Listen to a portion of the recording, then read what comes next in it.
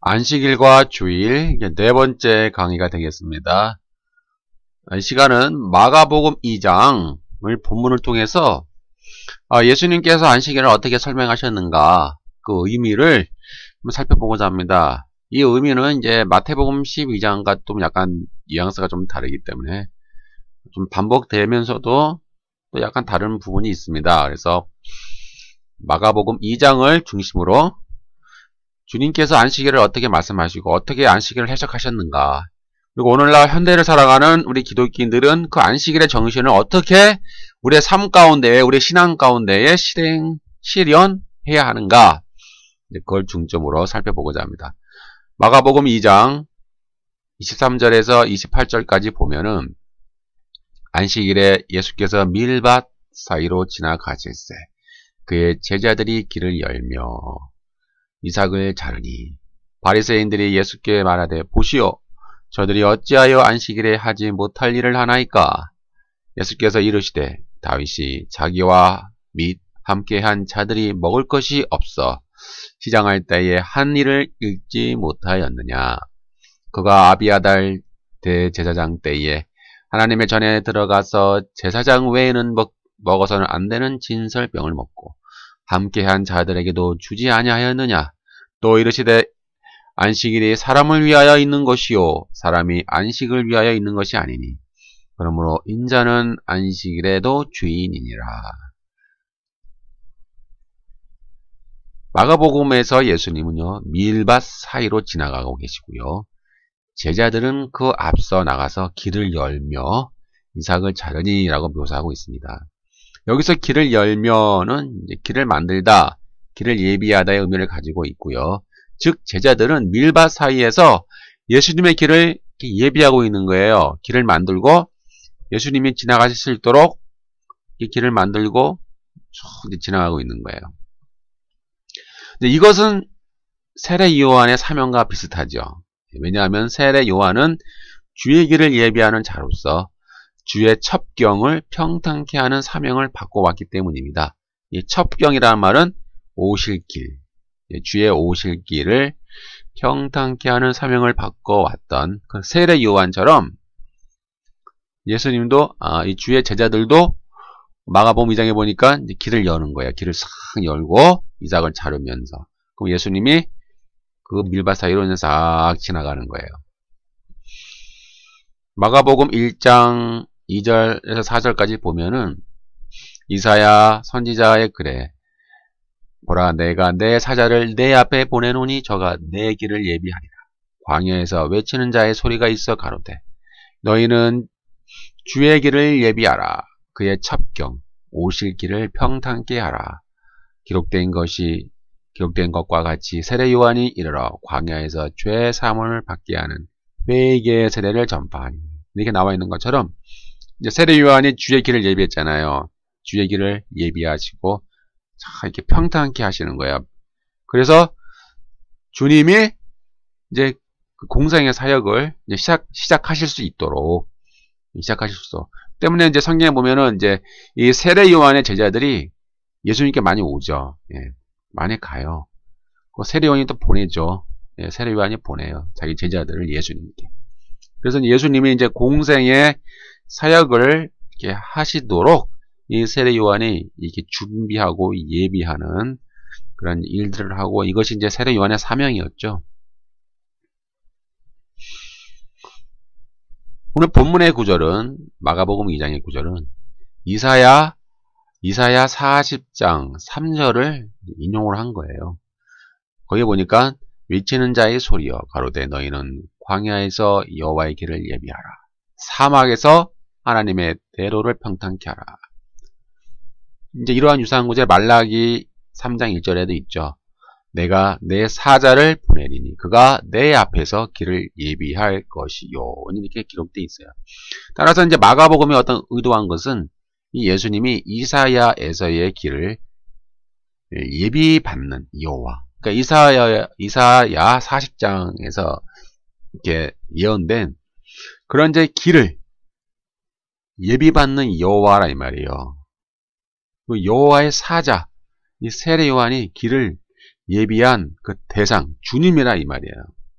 그 세례 요한처럼 그 제자들도 그 일을 하고 있는 거예요. 그러니까 제자들이 세례 요한처럼 주님의 길을 예비하고 있는 거로 이제 상징하고 있는 거예요. 지금 싹 밀바사이로 가면서 상징적으로 보여주는 거예요. 그런 그림을 딱 머릿속에 그리시면 되겠습니다. 이제 마가가 의도한 것은 이제 세계를 창조하시고 이제 창조주시죠. 주님이 창조 세계의 풍요를 누리기 위해 그 안식일을 만드신 여호와, 이스라엘을 애굽의 학대와 노예에서 구원하시고 노예적 노동에서 쉼을 주기 위해 안식일을 만든 여호와, 사람들에게 쉼과 궁율과 존엄을 주고 하나님 앞에서 함께 즐거워하기 위해 안식일을 만든 여호와와 동등한 권위를 주님이 지금 가지고 있는 거예요. 그걸 지금 마가복음이, 이 마가가 그걸 좀 의도적으로 보여주는 거예요, 일부러. 그러면서 예수님께 바리새인들이 왜 안식일에 하지 않아야 할 일을 하십니까? 라는 데 따지는 모습을 통해 그들이 얼마나 그 안식일의 정신, 본질이죠, 본질. 안식일의 본질에서 멀어졌는지를 좀 보여주는 거예요. 그러니까 바리새인들은 이제 안식일의 껍데기만 지키는 거죠, 껍데기. 그 본질을 놓쳤어요. 당시의 유대인들은 이제 자비와 긍휼을 중심으로 하는 율법을 자기들만의 정통적 방식으로 해석을 하고 세분화해서 수많은 장로의 유전을 만들었죠. 또는 사람의 계명 이렇게 만들었어요. 이것으로 이제 많은 사람들을 억압했어요. 정죄하고요. 자기들의 어떤 종교 권력을 유지하는 수단으로 만들었어요. 그리고 그래서 많은 사람들의 어깨에 그 지기에 버거운, 그 짊어지기 어려운 무거운 막 짐으로 만들어버린 거예요. 변질시켜버린 거예요. 그러니까 하나님의 말씀을요, 완전히 변질시켜버린 거예요. 완전히 그 개념 자체를. 그러니까 하나님의 말씀하시고자 하는 그 본질을 놓친 거예요. 본질을 놓치고, 그 껍데기만 가지고 막 자기들이 5만 가지 법을, 수백 가지 법을 만들어가지고, 사람들에게 막 질문 만들어서 막 억압하는 거예요. 막 정죄하고. 이거 너무나 안타깝다. 그렇죠? 우리도 그래요. 우리도 마찬가지로. 이 현대를 살아가는 이 기독교인들도 마찬가지로 본질을 놓치면 안 돼요. 본질. 껍데기에 치중하면 안 된다고요. 근데 우리도 껍데기에 치중할 수가 있어요. 잘못하면.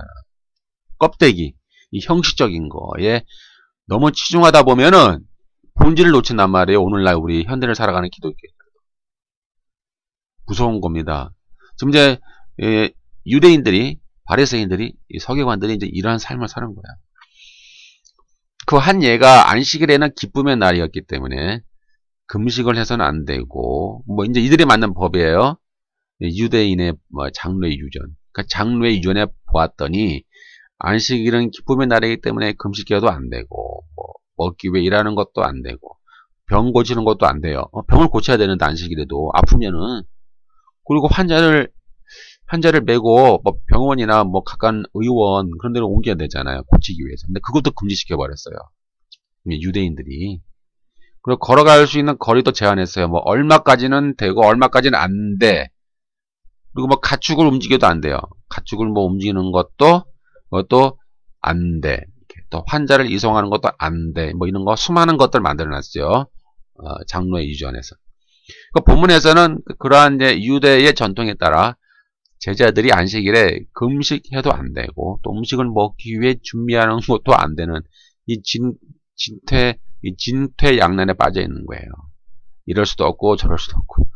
금식하면은 그 유대인들의 율법이에요. 하나님의 율법이 아니라, 오해하시면 안 돼요. 하나님의 율법이 아니라 유대인들이 해석한 그들의 율법. 그러니까 유대인들 율법을 어기는 거예요. 금식하면. 그렇지 않니 또 먹지 않니 또 그 유대인들 율법을 또 어기는 거예요.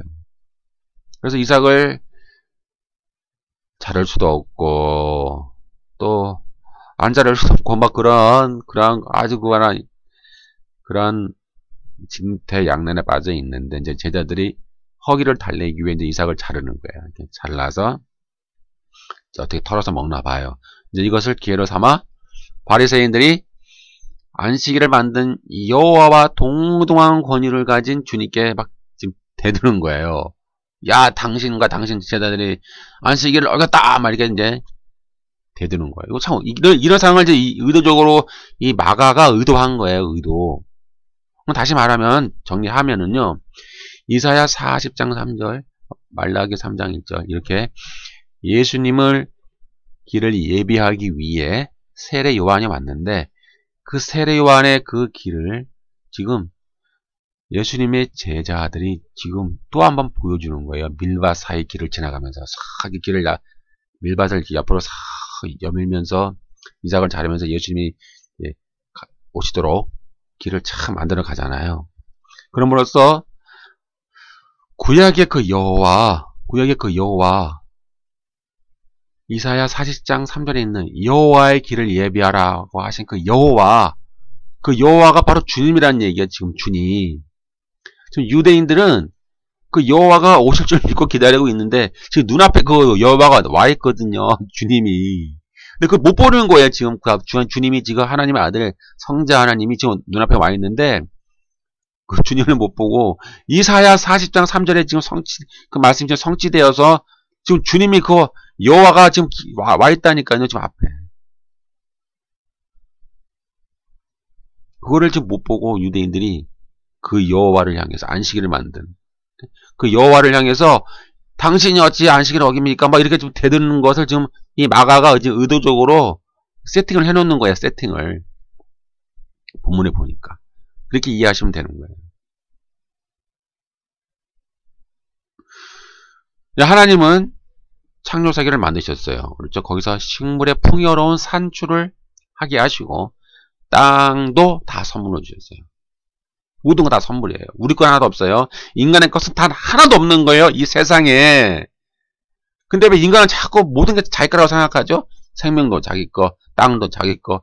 자기가 벌었으니 자기 거라고 하겠지만은 이 모든 죄와의 근본이 하나님에게 있으니까요. 하나님이 만드신 거잖아요. 다 땅에 있는 것, 땅에 있는 모든 죄와 땅에 있는 모든 가치들 다 하나님이 만드셨는데 인간이 비록 거기다 자기 노동을 추가했다가 한들 그 소유권이 하나님인데 어째 인간에게 소유권이 있다고 주장할 수 있나 이 말이죠. 인간의 거만함 아닙니까? 거만함이죠. 땅은 하나님의 것, 모든 것 하나님의 것, 생명도 하나님의 것, 인간에게 주어진 모든 것 다 하나님의 것. 근데 우리 인간들은 다 내 것이죠. 내 것. 생명도 내 것, 땅도 내 것, 집도 내 것, 돈도 내 것. 현대를 살아가는 이 기독교인들은 모든 건 다 하나님의 것이죠. 네, 하나님의 것이니까 헌금도 그런 의미로 드리라라고 제가 11조 헌금에 대해서 계속 저번에 강의에서 강조해 드렸는데, 그래서 하나님은요 이스라엘에게 그 과도한 개인적 소유권 주장을 금지했어요. 하나님 땅을 선물로 나눠 주었잖아요. 이스라엘 백성들에게. 하나님은 이스라엘에게 그 과도한 개인적 그 소유권 주장을 금지한 것은 모든 것을 하나님이 주셨기 때문에 그래요. 가나안 땅을 하나님이 선물로 주신 거잖아요. 원래 이스라엘 백성은 나그네잖아요. 나그네. 노예였고 나그네였고 가장 힘이 약한 백성들이었는데 하나님이 그들에게 가나안 땅을 선물로 주셨다 이 말이에요. 그러니까 모든 죄와의 가치, 거기서 열리는 모든 열매, 풍요도 다 하나님의 것이라는 거예요. 그게 성경의 기본 개념이라고요. 그래서 하나님은 그들에게 과도한 소유권 주장을 금지시켰어요. 그래서 배고픈 이웃이 뭐 이렇게 열매나 따먹잖아요. 뭐 먹거나 그래도 그걸 허용해야 했어요. 막 경찰에 신고해서 오늘날 자본주의 시대처럼 경찰에 신고해서 막 잡아가지고 막 신고해서 뭐 감옥에 넣고 그게 아니라니까. 도둑으로 모는 게 아니에요. 그 당시는 구약의 기본 정신은 배고픈 이웃이 네 땅에 있는 그 열매를 먹을 수 있도록 허락해라. 왜? 다 내 것이니까. 하나님의 것이니까. 하나님 너에게 선물로 준 것인데 허락을 해라. 이렇게 하나님이 말씀하시는 거예요. 네가 애굽에서 종이었고 노예였는데 하나님이 내가 너희를 거기서 해방시켜 주지 않았냐. 그러니 너희와 함께 사는 그 가난한 사람들, 뭐 노예, 종이나 어렵게 사는 사람들을 똑같이 궁일이 여겨라. 하나님이 너에게 구원을 베푼 것처럼 그들의 삶에도 구원을 베풀어라 이 말이에요. 구원을. 오늘 우리도 마찬가지잖아요. 우리도 하나님의 용서를 받았으니, 우리도 하나님의 구원을 받았으니, 우리도 다른 사람에게 용서와 구원을 베푸는 거잖아요. 이제 이러한 사실들은 누구나가 하나님이 주시는 풍요에서 제외되어서는 안 된다라는 거예요. 그러니까 공평하게 누려야 된다라는 거예요. 하나님이 주시는 풍요를 특수한 어떤 소수의 계층이 독점하지 말라라는 거예요. 독점하면 안 된다. 누구든지 모든 백성들은 하나님이 주시는 그 땅에서 하나님이 주시는 그 풍요를 누구든지 누리도록 해야 되고, 소외되는 계층이 있어서는 안 된다라고 하는 것이, 그것이 구약의 율법 정신이에요. 예? 그것이 하나님의 율법을 통해서 이스라엘 백성들에게 계속 강조하신 기본 진리라고요. 가장 중요한 근본 진리, 핵심 진리라 이 말이에요. 율법 안에 담겨 있는. 결국 이것은 뭐예요? 자비와 긍휼이죠. 그러니까 모든 율법에는 하나님이 이스라엘 백성들에게 주신 모든 율법 안에는 이런 은혜와 자비의 정신이 깔려 있어요. 이렇게 내면 안에 싹 이렇게 깔려 있다고요. 모든 율법 안에. 근데 이런 규칙이 있는데, 그래서 신명기 23장 24절 25절에 보니까, 내 이웃의 포도원에 들어갈 때에 마음대로 그 포도를 배불리 먹어도 가하니라. 그러나 그릇에는 담지 말라. 내 이웃의 곡식에 들어갈 때에 네가 손으로 그 이삭을 따도 가하느니라. 그러나 네 이웃의 곡식의 밭에 낯을 대지는 말라 이 말이에요. 그러니까 막 작정을 하고 막 그릇을 가져가서 막 몽창 따가지고 말이죠. 그렇게 하지는 말라는 얘기예요. 뭐 낯을 대는지. 그냥 네가 먹을 만큼만, 허기를 지금 채울 수 있는 만큼만 네가 네 이웃의 포도원에 들어가서 먹는 거는 가하다라는 얘기예요. 가하다. 이것이 율법의 정신인 거예요. 그러니까 하나님 그걸 강조했어요. 계속 그러한 은혜와 자비를 이 하나님의 율법 가운데 녹아 있다고요. 근데 그것을 이 유대인들이 못 보는 거예요. 못 보고 이 껍데기만 계속 지키는 거예요. 형식만. 본질을 놓치고 껍데기만 지키고 있으니 그것이 신앙입니까? 그것을 계속 이제 예수님이 강조하시죠. 그래서 은혜와 자비를 베푼 그 과수와 곡식의 주인은요, 하나님으로부터 복을 약속받는 거예요. 야, 너 이웃의 가난한 자가 네 땅이나 네 밭에 와서 먹어도 허락을 해. 대신 내가 너에게 복을 약속해 줄게. 복을 내가 주마. 이런 거예요. 그러니까 오늘날의 복의 개념과 다르죠. 오늘날 복의 개념은 뭐 교회에다가 헌금을 많이 내면은 뭐 100배, 뭐 1000배 뭐 이렇게 돌려받는다는 투자의 개념으로 현대교회는 강조하지 않습니까? 그러나 성경에서는요, 구제할 때 약속을 많이 주시는 게 많이 나와요. 그 구절이. 구제. 도우라 이 말이에요. 도와주라. 네 것이라고 네 소유권을 주장하지 말고, 네 거 먹는다고 경찰에 전화해가지고 잡아가라고 막 도둑놈이라고 몰지 말고 네 거를 먹어도 가만히 두라 이 말이에요. 왜요? 다 하나님이 주신 하나님의 선물이니까.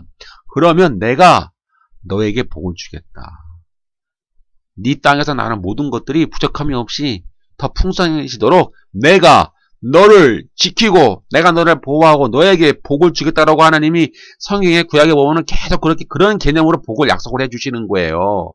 그러니까 오늘날 이 현대 교회에서 강조하는 복의 개념과 좀 약간 차원이 다르다는 거죠. 차원이 다르잖아요. 그러니까 이 본질을 놓치시면 안 돼요. 뭐 건물을 짓는데 뭐 헌금을 많이 하면 뭐 하나님께서 100배 1000배를 갚아주신다. 뭐 헌금을 많이 하면 100배 1000배를 갚아주신다. 그런 개념은 성경이 없어요. 그런 개념은 성경에는 없어요. 헌금 그냥 드림이에요. 드림. 왜요? 모든 게 하나님 거니까. 내 것이 아니니까. 돈도 하나님의 것이니까. 그냥 하나님의 것이니까 나는 관리자고 청직인데 하나님의 것이니까 그냥 하나님의 것을 그냥 드림이에요. 드림. 뭐 100배 1000배로 돌려받기 위해서 드리는 게 아니라고요. 헌금을. 그런데 하나님 예외적으로 이렇게 구제할 때, 또 나눔을 베풀 때, 나눌 때에 이 복을 약속하는 구절이 상당히 많이 있어요. 여러분들이 한번 성경 구절 한번 찾아보세요. 직접 눈을 크게 뜨시고요. 성경에서 하나님이 어느 경우에 복을 약속하고 계시는가를 한번 여러분 쭉 보시고요. 제가 저번에 이제 신명기 28장 언약의 복과 언약의 저주의 근본 의미를 제가 저번에 다 강의했으니까요. 한번 찾아보시고 한번 들어보세요.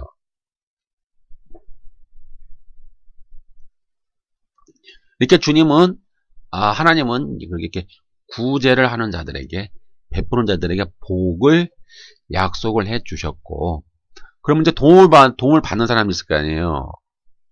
가난한 사람들, 정말 힘든 사람들이 이제 먹고, 도움을 받은 사람들이 하나님께 감사하는 거, 하나님 감사합니다. 그리고 주인에게도 감사하죠. 땅 주인에게 감사합니다.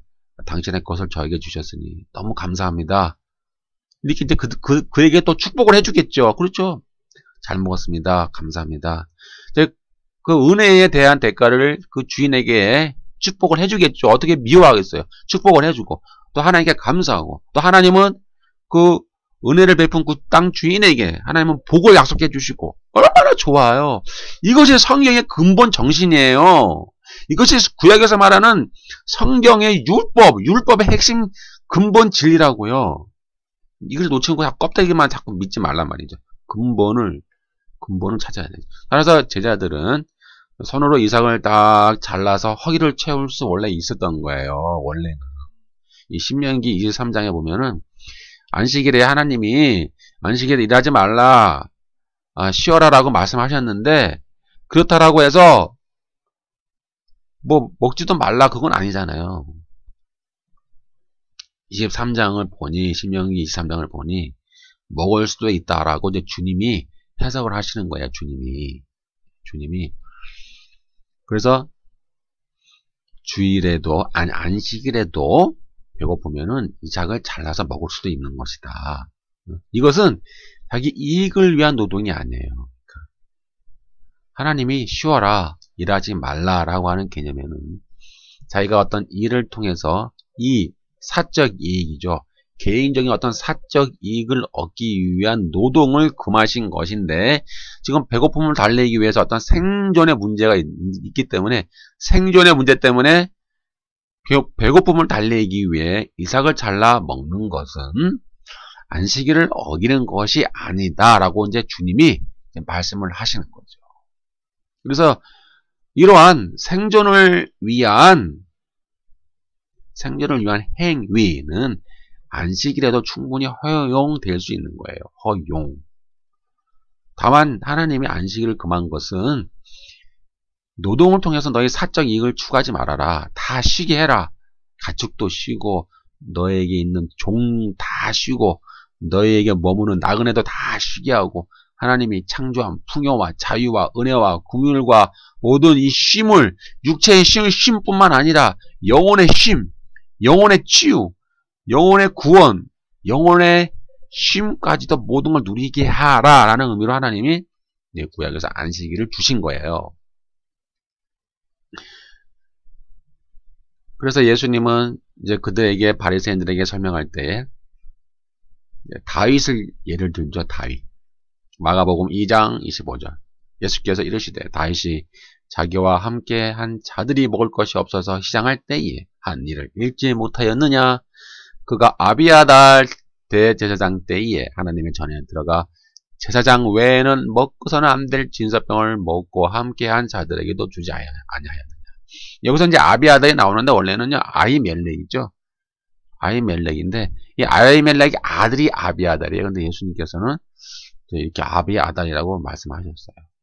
근데 다윗은 도망다니다가 사울을 피해서 도망다니다가 노베에 있는 제사장 아히멜렉에게 가서 자기와 따르던 자들의 배고픔을 달래기 위해 제사장만이 먹을 수 있는 진설병을 먹었어요. 네, 먹었어요. 그렇지만은 다윗과 그 따르던 무리들이 정죄를 받지는 않았어요. 하나님이 그를 정죄하지는 않았어요. 그것은 성전법, 즉 제사장만 먹을 수 있는 그 성전법, 그 진설병, 그 성전법을 비록 다윗과 그 무리들이 어겼지만 배고픈 자에게 그렇게 먹여주는 것은 율법의 근본 정신에 본질에 어긋나는 것이 아니다. 그러니 그것은 자비와 구의를 베푸는 것이기 때문에 더 하나님 앞에 중요하다. 그래서 다윗은 정죄를 받지 않았다. 이것으로 율법의 어떤 틀, 껍데기, 어떤 문자적인 준수, 껍데기 어떤 율법적인 준수, 그것보다 율법을 만든 하나님이 그 의도한 그 근본 정신인 자비와 긍휼이 더 중요하다라고 주님이 말씀하고 계시는 거예요. 본질을 놓치지 말라는 거예요. 본질을. 껍데기만 지키지 말고 본질을 놓치지 말라라고 이제 주님이 계속 강조하시죠. 어찌 보면 다윗은 셀의 요한보다 작은 자예요. 왜냐하면 여자가 낳은 자 중에 셀의 요한보다 더 큰 이가 일어남이 없더라라고 주님이 말씀하셨기 때문에, 그러나 다윗보다 더 큰 셀의 요한보다 더 큰 자들이 있는데 바로 주님의 인격과 사역을 통해 확장되고 있는 그 천국 안에 있는 바로 제자들이다 이 말이에요. 이것을 이제 마가가 이제 의도했어요. 마태복음 11장 11절 보니까 내가 진실로 너에게 이르노니 여자가 낳은 자 중에 셀의 요한보다 큰 이가 일어남이 없도다. 그러나 천국에서는 지극히 작은 자라도 저보다 크니라. 천국은 뭐예요? 예수님이 오심으로 예수님의 인격과 사역을 통하여 지금 이 땅에서 실현되고 있는 하나님의 나라, 하나님의 통치, 하나님의 다스림, 천국을 말하는 거예요. 그것이 지금 이제 실현되고 있잖아요. 예수님과 함께 쭉 실현되고 있는데, 거기에 지금 누가 들어와 있어요? 예수님의 제자들이 들어와 있어요, 지금. 그러니, 결국은, 세례 요한보다 누가 더 크다는 말이에요? 제자들이 더 큰 거예요. 제자들이 더 훨씬 크고. 그러니까 다윗보다 세례 요한이 더 크고, 그때는 구약에 살았으니까. 그리고 신약에 와서 새로운 시대, 새로운 종말의 시대, 천국과 하나님 나라의 시대에는 그들보다 더 예수님의 제자들이 더 크다 이 말이에요. 크다. 그것을 이제 의도적으로 마가는 보여주고 있어요. 그래서 다윗이 후일의 왕이 되었던 것처럼 지금 다윗은 막 초췌하고 쫓겨다니면서 그 떡 하나 얻어먹으려고 말이죠. 막 도와달라고 그러고 상당히 좀 불쌍하잖아요. 불쌍한 모습 보이잖아요. 초췌한 모습. 막 언제 죽을지도 모르고 잡히면 죽으니까 사울한테. 근데 나중에 어떻게 됐어요? 다윗이 왕이 되었잖아요. 아주 큰 권세를 누리는 왕이 되었다 이 말이야. 이것처럼 다윗보다 더 큰 이 천국, 이 도래한 천국, 이 실현된 천국 안에서의 그 예수님의 제자들도 주님이 재림하실 때에는 이제 왕의 신분으로 이 세상을 통치할 것이다라는 것을 이렇게 또 보여주는 거예요. 다윗이 떡을 먹기 위해서 그렇게 불쌍하게 했지만, 그러나 그가 왕이 되었다. 마찬가지로 이 천국 안에 있는 이 예수님의 제자들이 큰 자가 되어서 나중에 주님이 이 땅에 재림하실 때 왕의 신분으로 이 세상을 통치하실 것이다. 지금은 제자들이 다윗처럼 핍박받고 있잖아요. 아무것도 없잖아요. 가진 것도 없고 아무것도 없어요. 제자들도 아무것도 없고 빈털털이에요. 나중에는 그러나 영광 중에 왕의 신분으로 드러날 겁니다. 다윗처럼. 제사장 아히멜렉이 왕이 될 다윗에게 떡을 준 것처럼 대제사장이신 예수님은 왕의 신분이 될 제자들에게 생명의 떡을 주실 것입니다.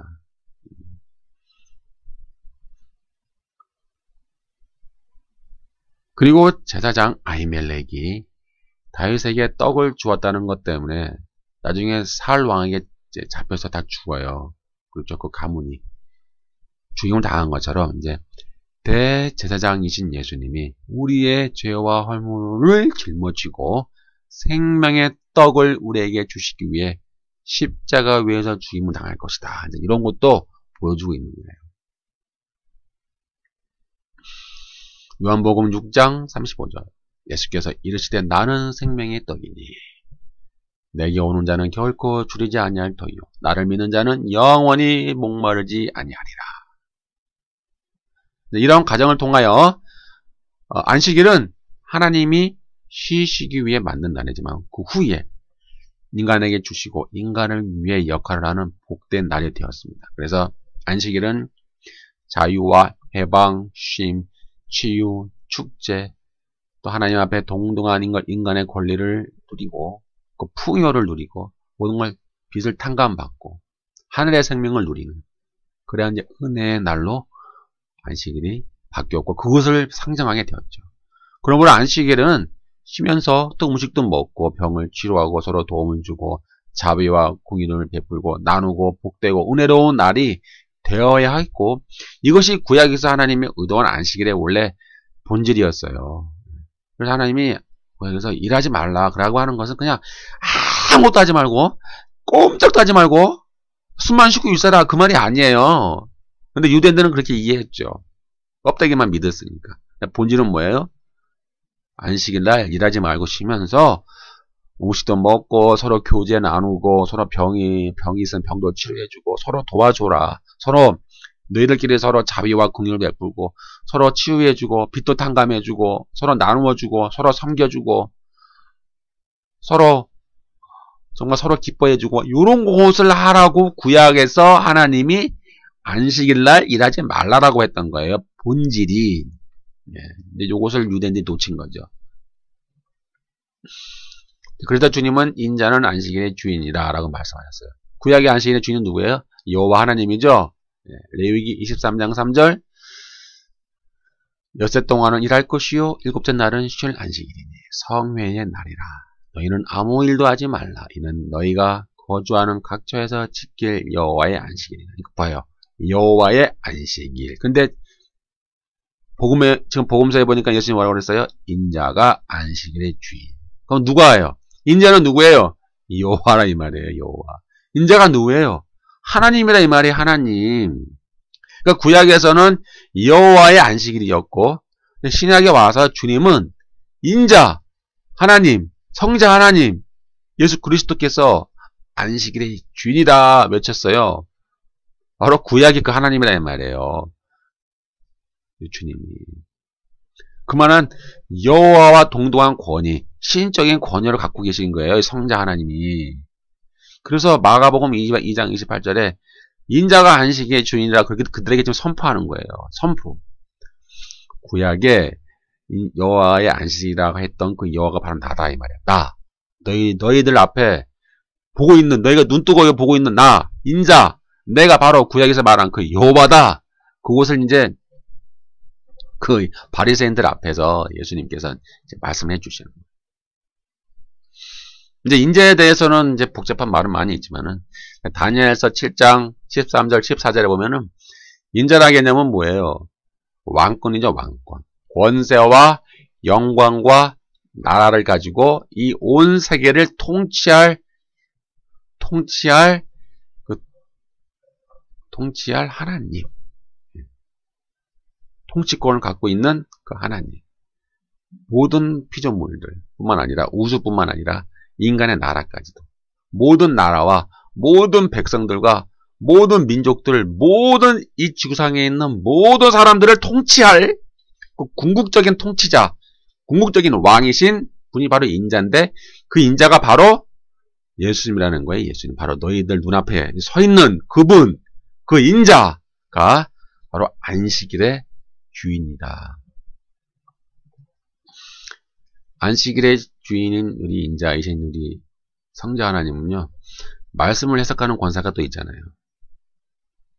마가복음 1장 22절 못사람이 그에게 오은에 논란이 이는 그 가르치는 것이 권세 있는 자와 같고 서기관들과 같지 아니함일러라. 인자이신 하나님은요. 성자 하나님은 말씀을 해석하는 권세가 있어요. 또 귀신을 제어하는 권세가 있잖아요.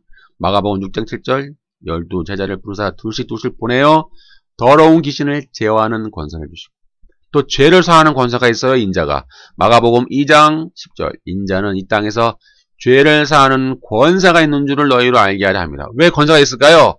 하나님이시니까 하나님이시니까 죄를 사하는 권세가 있는 거예요. 그런 그 인자가 말씀을 해석하는 권세도 있고 귀신을 제어하는 권세도 있고 죄를 사하는 권세가 있는 그 인자가 바로 안식일의 주인이다. 그리고 너희들 눈앞에 내가 지금 서 있다 라고 바리새인들 앞에 지금 주님이 선포하시는 거예요. 이 안식일의 주인이신 주님은요, 기름 부음을 받으셨어요. 그리고 포로된 자에게 자유를, 눈먼 자에게 다시 보게 함을 전파하며 눌린 자를 자유롭게 하고 주의 은혜의 해를 전파하셨습니다. 주의 은혜의 해가 뭐예요? 희년이죠.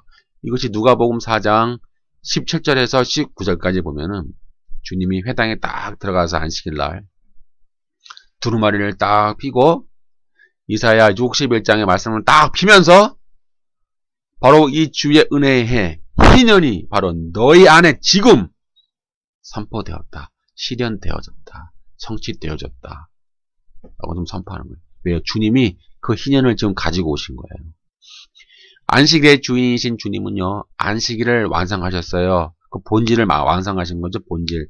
자비와 긍휼, 구원. 그리고 그 의미가 내포하는 희년을 이제 우리에게 주셨어요. 그리고 자유와 치유와 구원은 희년, 이 주의 은혜의 해의 근본 정신이죠. 근본, 본질이에요. 주의 은혜의 해는 이렇게 안식일의 연장선 위에 있는 거예요. 그러니까 안식일의 주인이신 우리 인자이신 주님은 누가복음 4장에서 주의 은혜의 해, 희년을 그들에게 전파하셔서 성령으로 말미암아 가난한 자에게 복음을 전하시고 포로된 자를 자유하게 하시고 눈먼 자를 다시 보게 하시고 눌린 자를 지금 자유롭게 하시는 거예요. 그것이 예수를 통해서 이 땅에 임한 거예요. 천국으로, 하나님 나라의 형태로 이 땅에 임한 거죠. 이제 신약의 성도는 이제 그리스도를 통해 그런 이제 문자적 껍데기 안식일을 지키지 않아도 돼요. 안식일을 지켜야 구원받고 안 지키면 구원받는다라고 하는 것은 그건 껍데기예요. 껍데기. 본질이 아니에요. 안식일이 의미하는 바 자비, 긍휼, 자유, 치유, 구원이 이제 중요한 본질로 신약시대에 나타나게 됐어요.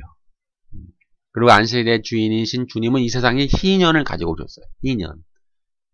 그 세례 요한이 오해하고 있던 것처럼 심판주로 오신 것이 아니라 죄 용서와 치유와 구원과 회복, 희년, 안식년, 안식일을 가지고 오신 거예요. 예수님이 그 본질을 가지고 오신 거예요. 예수님 안에. 그래서 예수님을 믿는 모든 백성들은 그 본질을 지금 누리는 거예요. 하늘의 생명을 누리고 구원을 누리고 치유를 누리고 자유와 긍휼과 은혜와 회복과 용서와 죄를 탕감받고 그 모든 것을 좀 누리고 있는 거예요. 그게 본질이니까. 때문에 이제 바울로 넘어갑니다. 이제 바울은 이제 이 안식에 대해서 해석을 다시 해줘요. 바울에 의하면은 안식일을 지키는 이단들 아무 의미 없는 껍데기를 지키는 거예요. 껍데기. 왜냐하면은 안식일은요 언약의 징표예요. 구원받은 백성의 언약의 징표이지 구약에서 안식일을 지켜야 구원받는다라고 하는 말은 구약이 없거든요. 그리고 그 안식일은 장래일의 그림자예요. 바울에 의하면 장래일의 그림자라고요. 그럼 장래일은 어디에 있어요? 저 하늘에 있는 거. 하늘에 있는 안식. 하늘에 있는 안식의 그림자라고요. 이 땅에 있는 안식일은. 그러니까 본질은 하늘에 있다 이 말이죠. 근데 이 땅에 있는 그 안식은 뭐예요? 그림자고 껍데기잖아요. 그런데 진정한 본질이 이제 장래에 우리에게 올 거라 이 말이에요.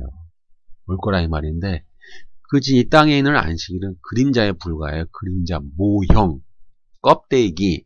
그러니 이제 더 이상 그 껍데기를 지키는 것은 의미가 없다라고 사도 바울은 강조하는 거죠.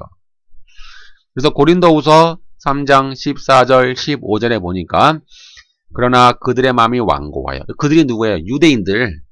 예수님을 거부한 유대인들을 말해요. 그들의 마음이 완고하여 오늘까지도 구약을 읽을 때에 그 수건이 벗겨지지 아니하고 있으니 그 수건은 그리스도 안에서 없어질 것이라. 오늘까지 모세의 글을 읽을 때에 그 수건이 그 마음을 덮었도다. 그러니까 지금 이 유대인들과 이단의 마음이 비슷한 거예요. 이단들도 유대인하고 비슷해요. 그래서 아직도 성경 읽을 때 그 수건이 벗겨지지 않았어요. 왜냐하면 그리스도 안에서 없어지거든요. 그리스도 안에서 주님이 다 완성과 성취하셨기 때문에 껍데기, 구약의 이 안식일이라고 하는 껍데기는 사라지거든요. 근데 그걸 보지 못해요. 유대인들처럼. 그래서 이제 바울은 그렇게 아주 간단한 결론 내려요. 쉽게 얘기해서. 오직 믿음은 뭘로 얻어요? 칭의. 율법은 관계가 없어요. 그리고 이제 안식일도 관계가 없는 거예요. 그럼 껍데기의 안식일은. 본질은 뭐예요? 칭의. 믿음. 오직 믿음. 오직 은혜.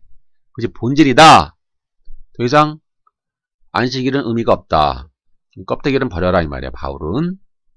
그래서 바울은 말해요. 나는 율법에 대해서 죽었다. 그리고 하나님께 대해 살았다. 이 말은 또 이렇게 말할 수 있어. 나는 안식일에 대해 죽었다. 그리고 하나님에 대해 살았다. 하나님 뭐예요? 이생칭의 은혜, 믿음. 에서는 살았고 안식일에 대해서는 죽은 거예요. 안식일을 지키는 거에는 죽은 거예요. 그건 이제 사라져 버렸어요. 더 이상 그래서 안식일 법의 굴레를 받지 않아요. 신약에 와서는. 마찬가지로 이 주일날도 마찬가지예요. 이 주일날도 주님이 부활하신 날이라고 해서 이 기념해서 우리가 개신교에서 지키는데 여기 너무 의미를 부여할 필요가 없어요.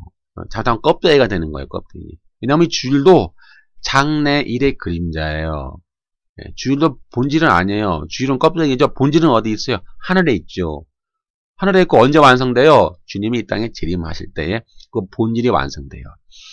그 우리 개신교가 지키는 그 주일도 껍데기이기 때문에 너무 거기에 의미 부여를 너무 하는 건 또 그것도 너무 왜곡되는 거예요.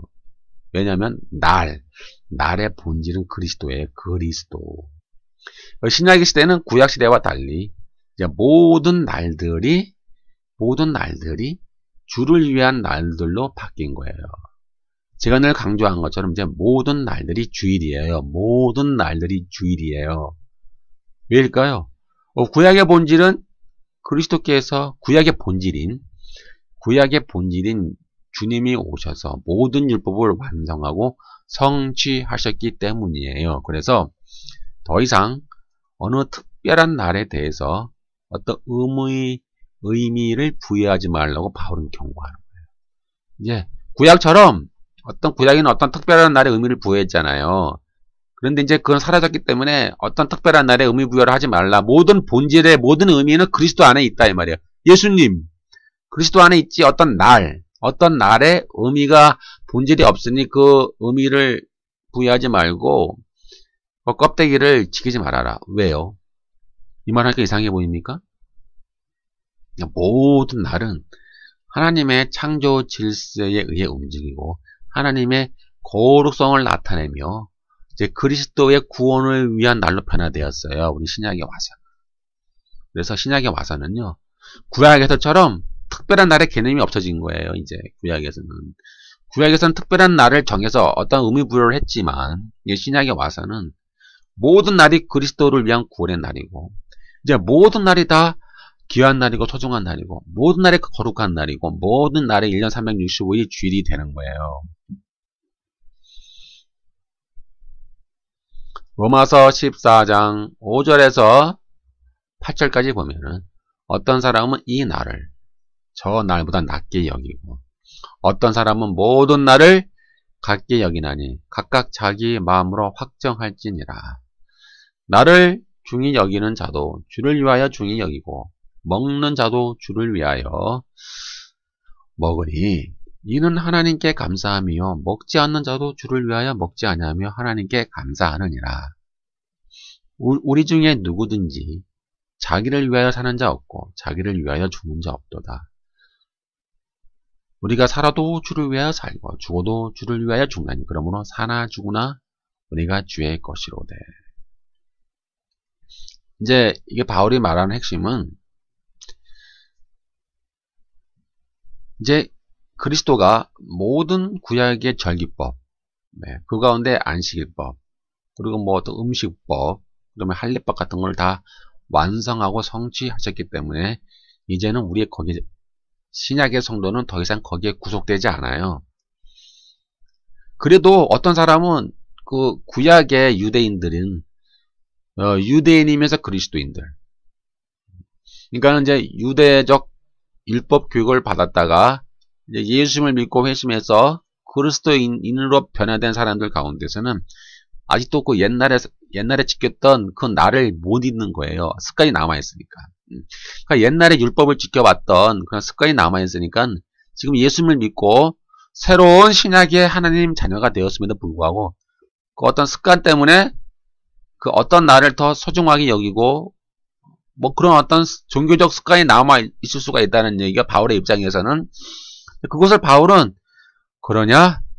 근데 그렇게 하고 싶으면 해, 그거예요. 정말 네가 어떤 날에 대해서 의미 부여를 하고 싶어서 막 미치겠다. 내가 어떤 날에 의미 부여를 하지 않고 내가 그걸 지키지 않으면 내가 미쳐 죽을 것 같다. 내가 그렇게 살아왔기 때문에 옛날부터. 그렇기 때문에 내 양심 정말 그것 때문에 내가 미쳐 죽겠다라고 하면은 바울은 그래요. 그래, 근데 너 알아서 해. 그거예요. 쉽게 얘기해서 로마서 14장 말씀이. 그럼 너 하고 싶은 대로 해봐. 네 양심에 따라 해. 그러나 법으로 만들어서 교회 안에서 전체적으로 지켜야 한다고 법으로 만들 수는 없는 거예요. 예, 그런 바울의 의미를 말씀드립니다. 왜냐면은 어떤 날의 의미 부여를 하는 것은 더 신약에 와서는 의미가 없다라는 거예요. 왜요? 그리스도 안에서 다 성취되었기 때문에. 어떤 옛날의 종교적 습관 때문에, 특히 이제 유대인들을 대상으로 이런 말을 하는, 아니 유대인들도 있고요. 이방인이었다가 이제 예수님을 믿고 회심한 자들 가운데서도 이방인의 이 우상 종교의 습관이 남아있을 거 아니에요. 그러면 이방인들도 그들 옛날 살았던 어떤 그 문화가 있고 습관이 있기 때문에 어떤 날을 더 중요하게 여기고 어떤 날을 더 덜 중요하게 여기고 그런 어떤 문화가 남아있단 말이에요. 유대인들은 유대인대로, 이방인들은 이방인들대로. 그러니까 서로 생각이 많이 달라요. 어떤 충돌이 일어나잖아요. 교회 안에서. 그러니까 바울이 그래, 그건 네 알아서 해. 네가 하고 싶은 대로 해. 대신 어떤 법으로는 정할 수 없어. 네 개인의 양심으로 지켜 그냥. 그러나 법으로는 허락하지 않아. 법으로는 그것은 될 수가 없어. 이렇게 이제 바울이 로마서 14장에서 말을 하죠. 바울에 의하면 날에 대한 특별한 의미는 이제 그리스도 안에서 성취되고 완성되었기 때문에 그 날은 그냥 예배를 위해서 모이는 날이에요. 날이라고 하는 개념. 그래서 오늘날 이 주일의 개념도 그런 거예요. 일요일 날 예수님이 부활하셨기 때문에 예수님의 부활을 기념해서 지키는 날, 이렇게 하는 건 껍데기라고 그랬어요. 껍데기. 본질은 뭐예요? 아까 내가 항상 강조한 것처럼 자비와 긍휼이죠. 생명, 나눔, 희생, 구원, 탕감, 하늘의 생명, 치유, 섬김, 낮아짐, 이런 것들이 이 주일의 본질이에요. 본질. 그러니까 이제 오늘날 현대를 살아가는 이 기독교인들은 환경이나 여건에 따라서 약속을 정해서 모이는 날이 바뀔 수도 있어요. 예를 들면 어떤 선교제에 가서 어떤 선교사님이 그 선교제 상황이 금요일이 휴일이 돼요. 전 국민이. 그래서 그럼 약속을 정하는 거예요. 어쩔 수 없으니까. 그럼 우리 금요일날 예배를 위해 모이는 날로 정하자. 이렇게 정해요. 그럼 그게 주일이 되는 거예요. 쉽게 이제 예를 들어 설명해 드리는 거예요. 그래서 어떤 선교사님이 어느 나라에 가서 선교하는데 그날은 또 토요일이 다 쉬는 날이에요. 온 국민이. 그래서 약속을 해요. 그럼 우리도 토요일 날 모여서 그냥 예배를 드리자. 약속을 정하잖아요. 그럼 그것이 주일이 되는 거예요. 그럼 오늘날 우리는 일요일을 예배를 위해서 모이자라고 약속을 정했잖아요. 약속을 정했잖아요. 근데 이제 어떤 자들은 그것을 이제 싫어하는 사람들은 그러잖아요. 로마 시대에 태양 숭배하는 날이 일요일이 되었다. 그래서 일요일 날 예배 드리는 것은 그걸 우상 숭배 날이다. 막 그렇게 하잖아요. 근데 그것도 별 의미가 없다니까요. 그냥 아무런 의미가 없어요. 우상 숭배를 하는 날이었던 태양 신을 섬기는 날이었던 그건 관계가 없다니까요. 중요한 건 뭐예요? 우리가 예배를 위해 약속하는 날이에요. 그럼 일요일 날 예배를 위해 모이자. 그럼 일요일 주일이 되는 거예요. 기본 개념 이해하셨나요? 오해하시면 안 돼요. 예, 또 오해하는 분이 계실까봐 오해하시면 안 되고요. 그러니까 날이라고 하는 개념은 그리스도 안에서 다 성취되고 완성되었기 때문에 날 구분하는 것은 이제 신약시대에 와서 의미가 없다라는 거예요. 그냥 공동체가 우리가 언제 모여서 어느 날을 정해서 예배를 드리자 라고 약속을 하잖아요. 그러면 그날이 주일이 되는 거예요. 예배를 위해서 모이니까. 어떤 선교사님이 선교하시는 선교지의 환경이 금요일 날이 다 쉬더라, 온 국민이. 그러면 편의상 그럼 우리도 금요일 날 우리가 예배를 위해서 모이시다 이렇게 약속을 하면은 그 금요일이 주일이 되는 거예요. 이해하셨죠? 네. 만약에 어떤 선교사님이 선교지에 갔는데 그곳은 또 토요일 날 다 쉬어요, 모든 국민이. 근데 그래서 그 선교사님이 그럼 우리는 토요일 날 예배를 위해서 모이는 시간으로 정합시다 이렇게 약속을 해요. 그래서 성도들끼리. 그러면 그 날이 이제 주일이 되는 거예요. 이해하셨죠? 여기까지. 이해 잘 하셔야 됩니다. 예, 오해하시면 안 돼요. 그렇기 때문에 이 이단들의 주장처럼 뭐 신약에 와서 뭐 안식일을 지키면 구원을 받고 안식일을 안 지키면 뭐 구원을 못 받고 뭐 구원의 효력이 뭐 차이가 있고 뭐 이딴 식은 의미가 없는 거예요. 이제는 껍데기니까. 그러니까 본질을 놓치면 안 된다고요. 본질은 뭐예요? 계속 제가 지금까지 수십 번 간주했잖아요. 그게 본질이에요. 근데 더 이상 반복 안 하려고요. 너무 많이 반복해가지고 그러니까 본질, 자비와 긍휼, 구원, 은혜, 회복, 치유, 용서, 나눔, 생명, 빛을 탕감하고 성김, 낮아짐, 하늘의 생명, 이 모든 것들이 주일의 본질이라고요. 본질. 그래서 바울은요, 날은 그냥 예배를 위해서 교회가 약속을 해서 모이는 날이에요. 그래서 사도행전 2장 46절에 보니까 날마다 마음을 같이하여 성전에 모이기를 힘쓰고 집에서 떡을 떼며 기쁨과 순전한 마음으로 음식을 먹고 이렇게 나와 있어요. 그러니까 에브리데이 모이는 거, 에브리데이 매일같이 또 야 우리 매일 모일래? 그래 우리 매일 모이자 이렇게 약속을 하잖아요. 그럼 매일 모일 수도 있어요. 그래서 이제 초대교회 보면은 뭐 어떤 안식일을 지켰던 습관이 있기 때문에 또 안식일에 모일 수도 있었어요. 그 안식일에 모이는 장면도 있잖아요. 또 안식 후 첫날 그래서 뭐 일요일날 주의 부활의 날을 기념해서 모이자 약속을 했으면은 뭐 그날 모일 수도 있는 거예요. 그럼 그날이 주일이 되는 거죠.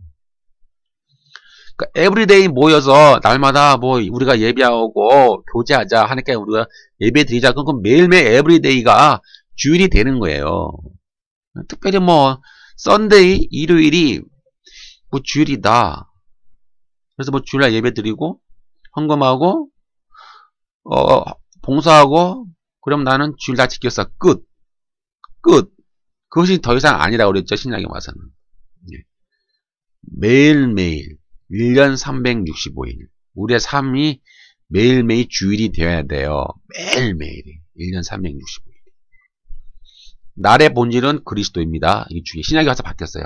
날의 본질은 그리스도이고 모든 날들은 다 주님을 위한 날이에요. 예. 진리입니다. 이 핵심을 잘 들으세요. 모든 날은 그리스도와 교제하는 거예요. 모든 날은 주의 자비와 긍휼을 실현해야 하는 날이에요.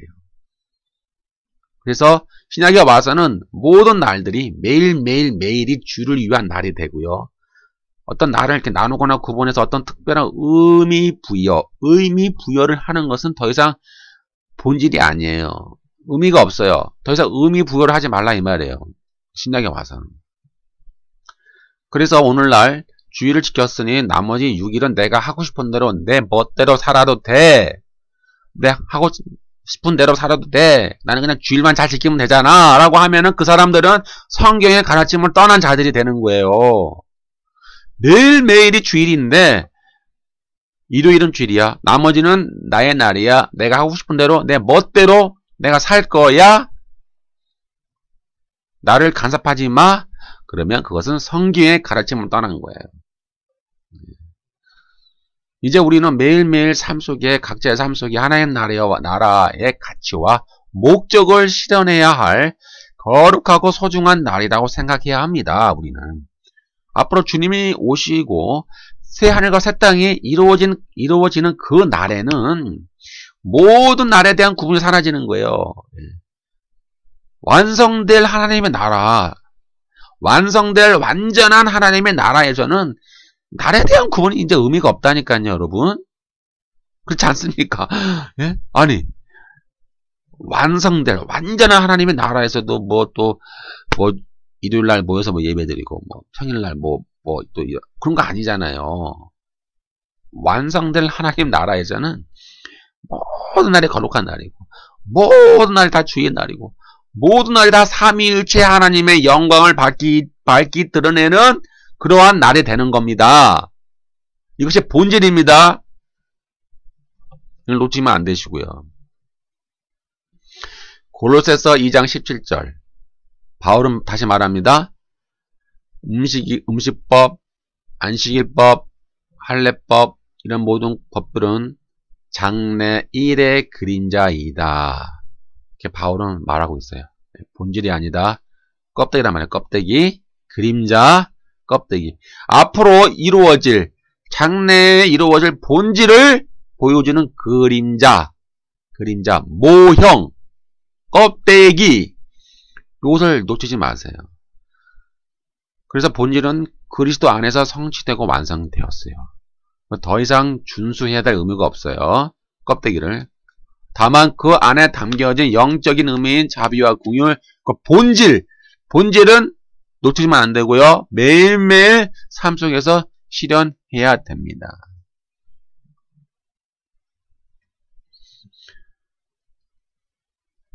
이제 다음번 강의는 이제 미래에 완성될 안식일이 아직 있잖아요. 저 남아있는 안식. 그 안식에 대해서, 아직 남아있는 저 안식에 대해서 이제 다음번 강의에서 이어지도록 하겠습니다.